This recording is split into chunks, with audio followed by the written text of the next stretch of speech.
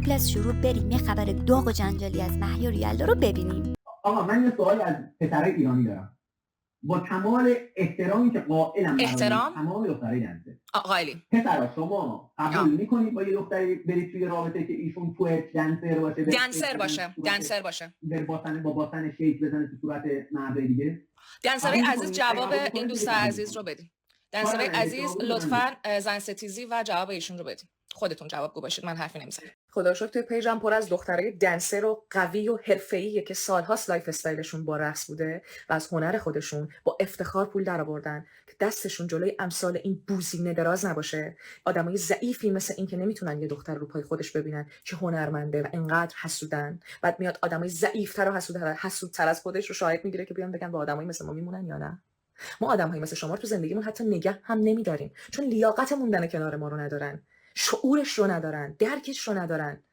تو کل دنیا این یه رشته دانشگاهی دارن درسشو میخونن، دارن زندگی میکنن باهاش، تشکیل خانواده میدن. من خیلی از دوستای دنسرم ازدواجای موفق داشتن، عاشقانه دارن زندگیشون میکنن، بعد توی بوزینه این سوالو میکنی؟ عقب افتاده دیگه، کاریت نمیشه. یه خواهشم دارم از آقایون با غیرت پیجم، کسایی که اونقدر درک و شعور و فرهنگشون بالا هست که تشخیص میدن یک زن هنرمند، یک زنی که میرقصه، رقصنده است و کارش اینه، میتونه برای خودش چارچوب داشته باشه و با افتخار کار کنه، برای اینکه دستش جلوی هیچ مردی دراز نباشه، بتونه رو پای خودش واسه. همچون کسایی که منو سالهاست میشناسن اینجا، دارم زندگی میکنم، با هنرم پول در میارم و با آبرو و شرف زندگی کردم. دلیل نمیشه چون رقصندم یا لباس بازی داره بخواد من برای خودم چارچوبی قائل نشم. خودتون اگه غیرتتون اجازه نمیده میتونید از خجالت این آدمه به درد نخور در بیایید و اگرم استوری گذاشتید یا صحبتی در این باره کردید، رو چشمام منو میتونید زیر تایپ بکنید، من شیر میکنم صحبتتون رو تا بدونیم هنوز مردای با فرهنگ و با غیرتی هستن که میتونن یک زن هنرمند یا رقصنده رو کنار خودشون داشته باشن و باری رو دوشش بردارن، نه باری اضافه کنن. میدونم حالا من میگید که یلدا تو با این کار داری بهش ویو میدی، داری بهش کردیت میدی، باعث میشه برن استوری ها ویدیوهاشو ببینن. تو ذاتم دنبال همینه. آخه من واسه همچین آدمی چی میتونم بگم؟ ولی من غیرتم اجازه نمیده که دخترایی که دارن رو پای خودشون، امثال خود من، لایف استایلشون اینه، از هنرشون دارن پول در میارن، به من غیرتم اجازه نمیده که یه آدمی که هیچی نمیفهمه از لایف استایل ما بیاد هر چی که دلش میخواد بگه. اون مثلا ویوشو بگیره، اون ذاتن لنگ این چیزاست، وگرنه ویدیو یوتیوب درست نمیکرد ساعت زن ستیزانه بشینه کسی رو که یک روز باهاش تو ارتباط بوده بخواد اینجوری تخریب بکنه. آخه من به این آدم چی بگم؟ کسی که سرتایش معلومه. ولی غیرت من اجازه نمیده دخترایی رو که دارن زحمت میکشن مثل خودم، لایف استایلشون، زندگیشون بره زیر سوال. این باید واسه همه مردم روشن شه. ما انسانی. دیدی یه سری مدارک هم کردم، اومد مدرک جمع کنی بعد داشتم میشه من نکردم. اراده بکنم با چیزایی که دارم، اراده بکنم، فقط همین دارم بهتون میگم، نیستم اراده بکنم خودم وای میستم کنار، علی رو میذارم بدونش. من با علی هیچ گونه رابطه ندارم، حالا یه بارم تلفنی هم صحبت نکردم، یه پیام رد و بدل نشده، ولی چیزهای از این خانم دارم که اراده بکنم اونا رو کنم، رفیقا و دور و بریای خودش میریزن سرش. یلدای لیزا یه رابطه بوده تموم شده، نمیخوام با هم ادامه بدم. خدا نگهدار. اسکول این یه دونه فقط یه دونه بود. بخوای بقیه‌اش رو برات ردیف میکنم. اگر فردا یه حرف دیگه ازت بشنوم، یه کاری میکنم که کل اون آدمایی که استانبول زندگی می‌کردن مثل خودت پیداتی بالا یا از تو پیوسترن، اونا باهات بخوان طرف بشن. دیگه من میکشم کنار، من یه حرفی ندارم. اراده بکنی وایس اونا رو برات میذارم کف بلو، ویدیو اونا رو برات میذارم کف بلو.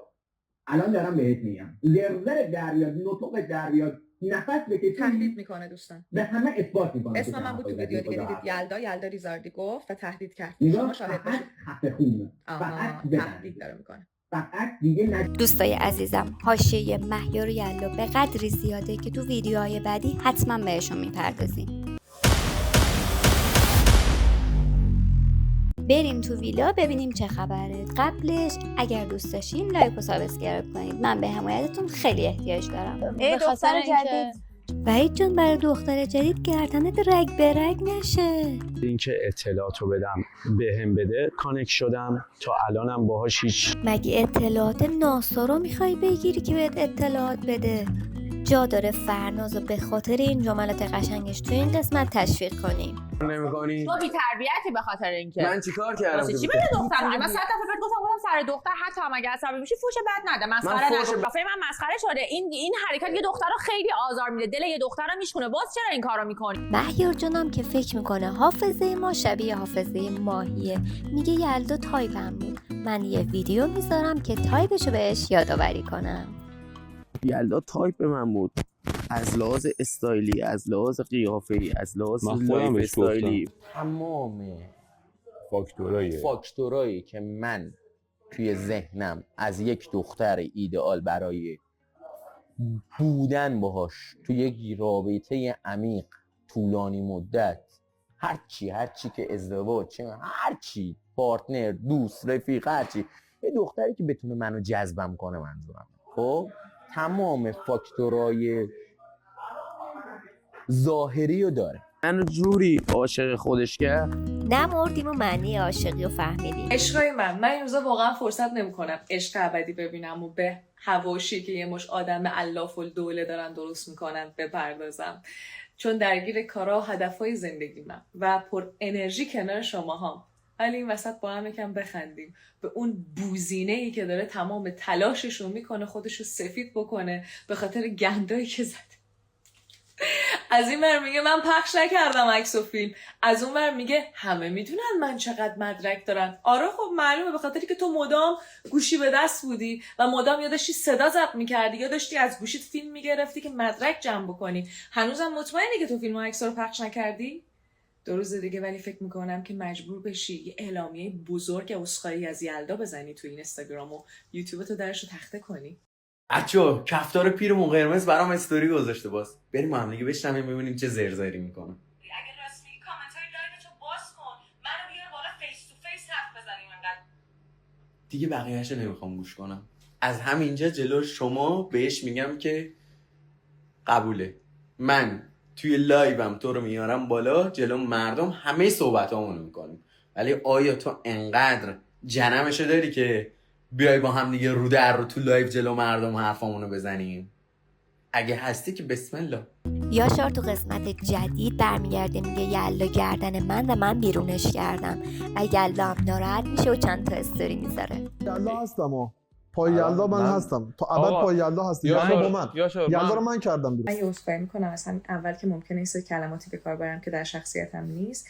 یه سلام میکنم به اونایی که ندارن و جرأت راستگویی رو هم ندارن و هر چرندی رو فقط به خاطر اینکه خودشون سفید بکنن پیش دیگران به کار میبرن. من نمیدونم این دایرکت هایی که این آقای یاشار به من داده پس چرا من ندارمشون؟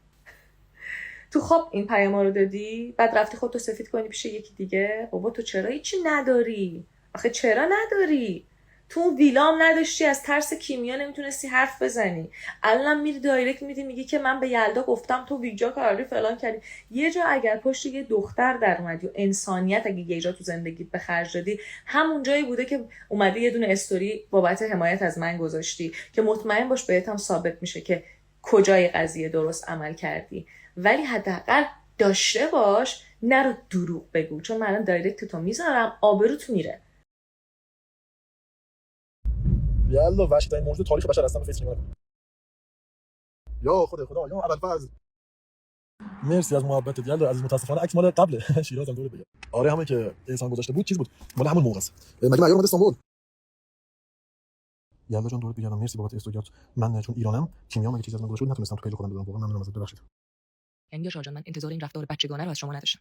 تمام مدت اون ویلا به همه احترام گذاشتم.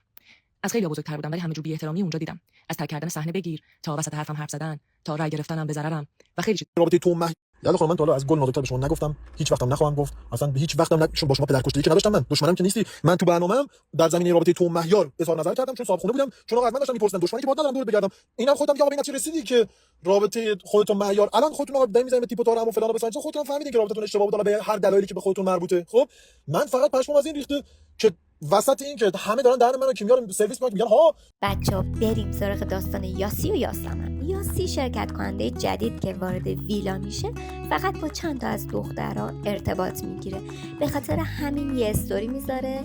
قسمت 42 حسادت به شدت. یاسمن هم میاد جوابشو میده. بریم با هم دیگه ببینیم. من جوری احساس کردم که سمت ما نمیاد، مثلا اصلا من نگاه هم نکرد، شاید حرفم معذب. نزد. من خیلی فکر می‌کنم بیشتر سمت آیدا آیدا با بقیه حرف زد. کلا تو برنامه بچه‌ها که دیدین من با کسی صحبت نکردم، یعنی من از اون آدم خوشم نیومده و دلم نخواسته که اصلا حتی باش بشینم و هم کلام بشم. من 2 نفر انتخاب بکنم؟ میشه یه نفر انتخاب بکنم؟ عشقم اصلا منم دقیقاً همین جوری ام، منم برام ظاهر اصلا مهم نیست. آقا خدای شما دارین میبینید ما این دکو چند 191 من 88 89 ما دو تا رو انتخاب کردم ما موهاتو نشون بده. آقا ما این بور من مشکی دو تا هافک دفاعی قد بلند و بلند کرده آخر بودم والا بعد میگه تایپ ظاهری نداشتم سر ظاهر کسی انتخاب نکردم. پرستو سالی میاد با دخترها درباره رابطه و تجربه‌هاشون صحبت میکنه. صحبت‌های همه هست به جز یاسمن. دلیلشو ببینیم.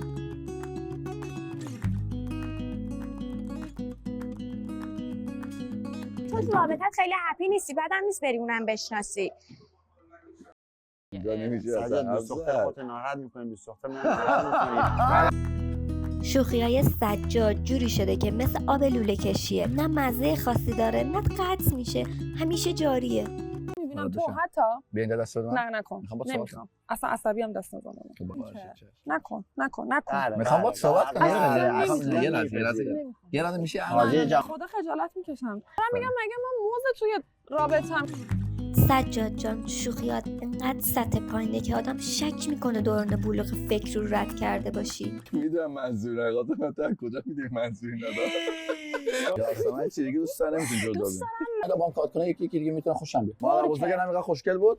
اینجوری یه ذره قیافمون شبیه هم. مرسی لطفا. راحت باشیم دیگه تا دادیدش دیگه. یاسمن و عسلم که با هم دعواشون شده بود تو این قسمت آشتی میکنن، ولی تو دنیای بیرون توی استوریو از خجالت هم دیگه در میان. بچه‌ها عسل توی استوریو تلگرام میگه من تنها دوست صمیمیم فرنازه. یاسمن هم بهش بر میخوره و این اتفاقات بینشون پیش میاد. بچه‌ها کلا خیلی این پیام دادید که یاسمن حالا بعد برنامه نمیدونم همیشه خوبه تو گفتم و اینا. حالا در ادامه میبینید که چه اتفاقایی پیش میاد.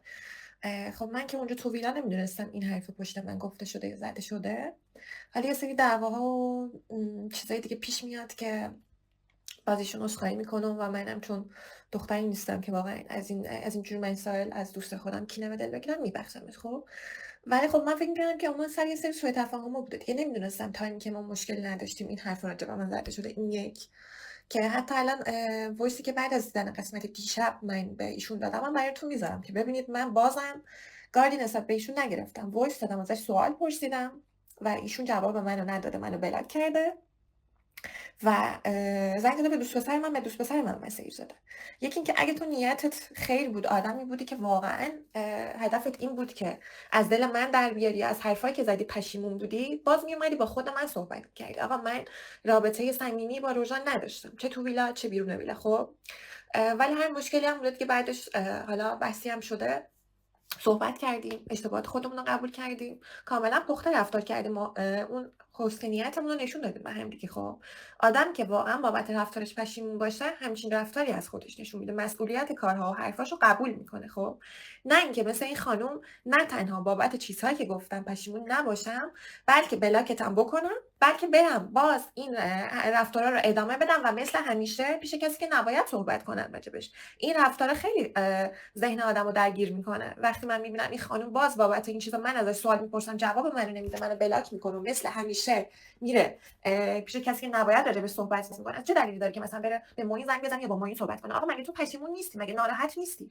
چرا با من صحبت نمیکنی راجب این کلا داستانه؟ چرا به دوست پسر من زنگ میزنی؟ تو باید از من دلجویی بکنی یا ذهنیتت بابت این چیزا ببخشید ذهنت بابت این درگیره که پیش موین خراب نشی؟ اینا خیلی با هم دیگه، یعنی این رفتار خیلی متناقضه. تو اگه ذهنت بابت این درگیره که من دوباره ناراحت بشم میای با من صحبت میکنی، نه که بری خودتو پیش دوست پسر من سفید کنی.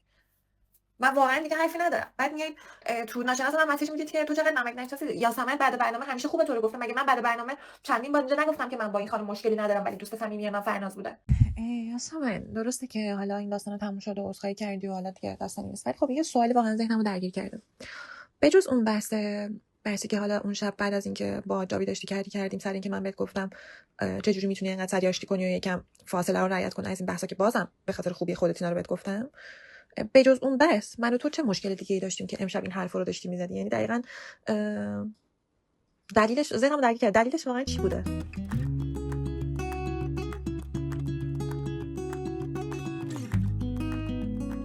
الان روی صحبتم مستقیم با خانم یاسمن، لطفا این ادمین بچه سالش هر چی زودتر ساکت کنه تا دهن من باز نشده.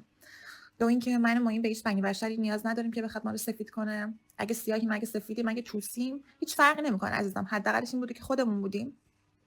و اینکه اگه هر حرفی زده، اگه هر کامنت مثبتی راجع به ما گفته، به خاطر چیزی بوده، به خاطر اتفاقایی بوده که خودش میدونه. زمانی که نه دوست نه دشمن پشتش وای نسادن، این من و این بودیم که دهنمون رو باز کردیم. حتی در شرایطی که تا آخرین روزی که تو ویلا بودیم، ما به خاطر اینکه این صحبت‌ها رو کردیم یا اون کارا رو انجام بدیم، باز گریبان ما رو ول نکرد این طرف داریم. خب پس اگه صحبتی میشه به خاطر حس دینیه که حالا این خانم از خودش داره، یعنی نسبت به ما داره. وگرنه که ما نه انتظاری داریم، نه میخوایم کسی راجع به ما صحبتی بکنه، طرفداری بکنه. هر چی هست، هر کاری کردیم مسئولیتش هم قبول میکنیم. هیچ نیازی هم به طرفداری از کسی هم نداریم. فقط اینکه انقدر یه سری اومدن گفتم باهوش یا نه فلان، اینه که ادمینه، ایشون هم توهم باهوش بودن برداشته. من علاقه دارم به اینکه دوباره رابطه من با ایشون روش بخوره. اصلا مثلا مهم نیست حالا هر مسیجی که مثلا بفرستن یا چیز دیگه. لطفا سر منو با این مسائل درد نیارید، خیلی جدی دارم میگم. اصلا واسه من مهم نیست. هر کدومتون هر کاری که دوست دارید بکنید به موقعش. خیلی بیشتر از اون چیزی که حقتون بوده بهتون خوبی کردم. من پیامبر نیستم که هی شما بزنید و هی من ببخشم. چند روز پیشم که مثل این که دوباره به عنوان نون به نرخ روز خور از من یاد کردن ایشون. من اگه نون به نرخ روز خور بودم، خیلی چیزا بود که میتونستم بگم و شلنگو بگیرم روتون از همون اول که واسه حاشیه یه سری کارو کردید. ولی خب بذارید دهن من بسته بمونه دیگه. خیلی جدی دارم میگم. الان آخرین چیزی که بخوام راجع به صحبت کنم و ذهنم درگیرش بشه، این مسئله چرت و پرت شروور شماست واقعا. بچه‌ها بودجه تولید عشق ابدی دقیقاً 2 تا بخش داره. 99% سود خالص، 3% هوای تصفیه شده‌ای که شرکت کننده‌ها تنفس میکنن. بابا تهیه کننده خجالت بکشه، 2 تا لیوان میذاشتی براشون. بس تو نگاه. زارم اینطوری میخورم ولی خیلی سوست. بچه‌ها صحنه‌های 2 نفره یاسی و لیوان داستان میشه. دیدی؟ مرسی که ویدیو منو تماشا کردین. تا ویدیوی بعدی مراقب خودتون و رویاتون باشین.